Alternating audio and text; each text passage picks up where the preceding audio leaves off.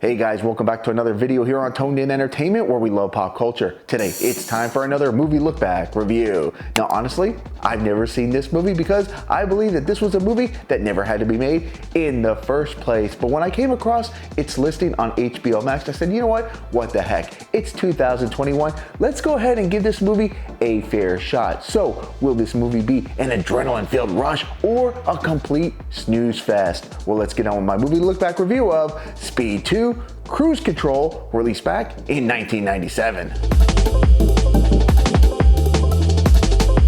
The movie stars Sandra Bullock returning as Annie, Jason Patric as Alex Shaw, William Dafoe as John Geiger, and was directed by Jan de Bont.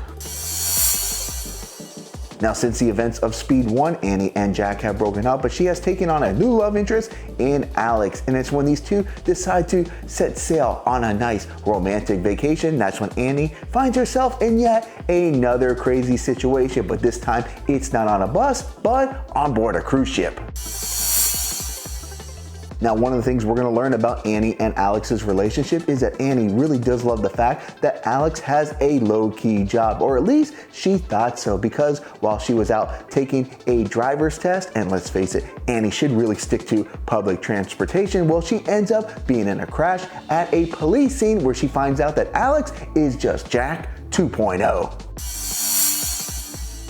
Now, during this weekend getaway, Alex has every intention on making this a weekend that Annie will never forget. That is until Madman John Geiger takes over the ship.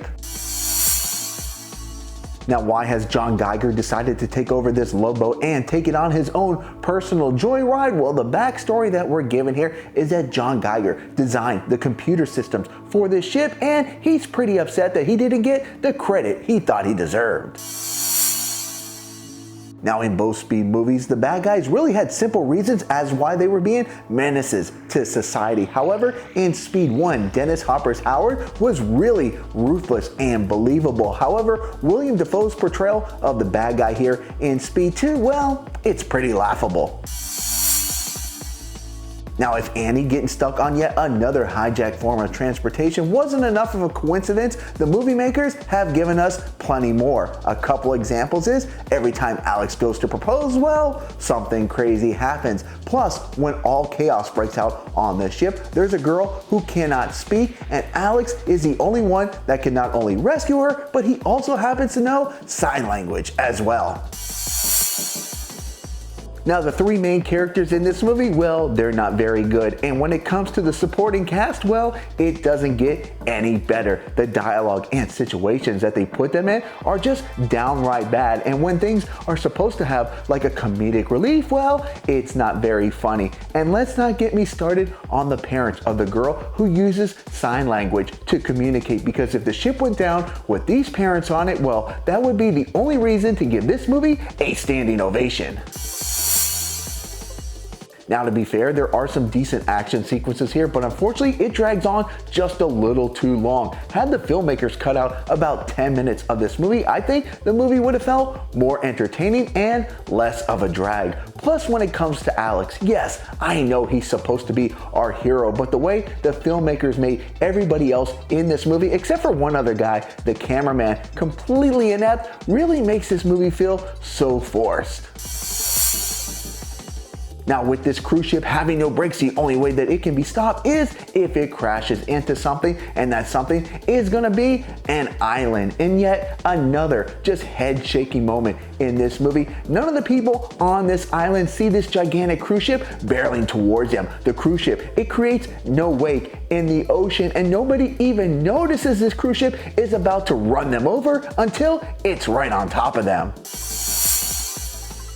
Now, as if the scene with the whole cruise ship barreling towards the island and nobody noticing it doesn't make sense already, well, the filmmakers go ahead and throw in a bunch of slow-mo action shots. And I'm sure it was somebody's bright idea that if they throw in all these slow motion shots, that it'll make the movie just feel more dramatic. But honestly, it just takes a movie that is dumb and makes it dumber.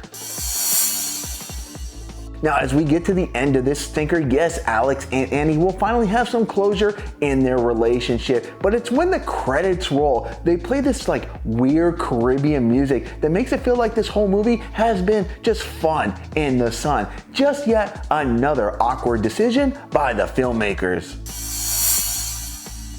Now, do I recommend the movie Speed 2? Cruise Control? No, I cannot recommend this movie. There are certain movies that don't need sequels, and Speed was one of them.